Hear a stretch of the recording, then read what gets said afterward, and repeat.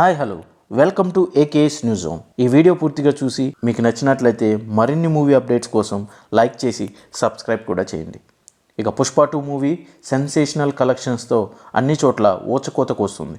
Pushpa 2 movie హిందీలోను, Telugu రాష్ట్రాల్లోనూ, కర్ణాటక మరియు ఓవర్సీస్లో మంచి కలెక్షన్స్ని రాబడుతుంది.